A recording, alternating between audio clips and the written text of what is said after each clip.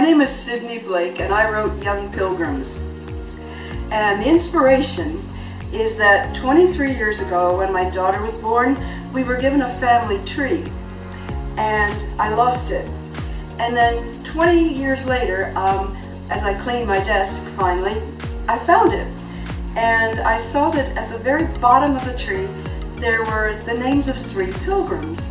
And I researched it and I learned that my husband and daughter were descendants of John Alden and Priscilla Mullins, and it made me wonder how these young pilgrims got together and survived this very harrowing, bumpy trip, and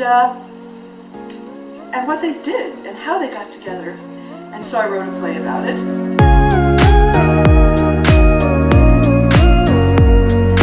Well, this is the first time I've ever had to produce something that I've written. In the past, when I wrote something, I would just, hand it in. But for a theater festival, you have to do everything. You have to put the whole show together, and it's a great learning experience.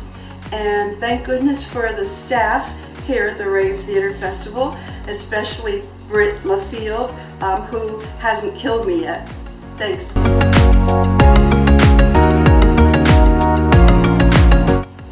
I'm telling this story now because in 2020 it's going to be the 400th anniversary of the landing of the Mayflower, and there are going to be events all over the country. And no offense to anyone, but I think maybe some of them might be a little dull. The people dressed in black and the hats with the buckles, which the Pilgrims, by the way, didn't even wear because black was too expensive a color. But anyway, I thought this would make a great event, a play, a comedy with a little drama for 2020.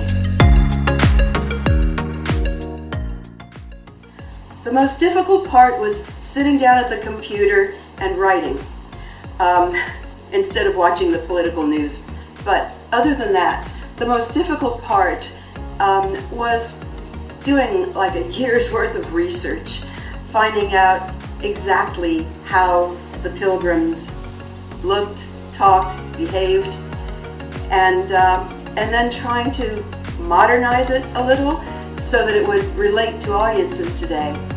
And what I found out was that the young Pilgrims then were just like young people today, but without cell phones. So it was difficult, but it was very interesting and fun.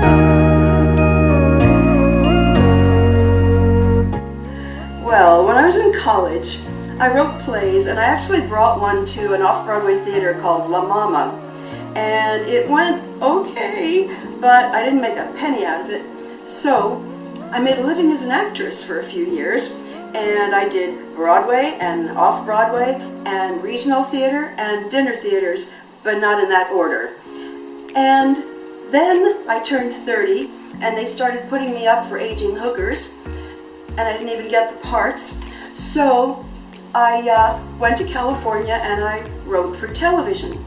And that was very good, but it was very hard, and I didn't like it very much.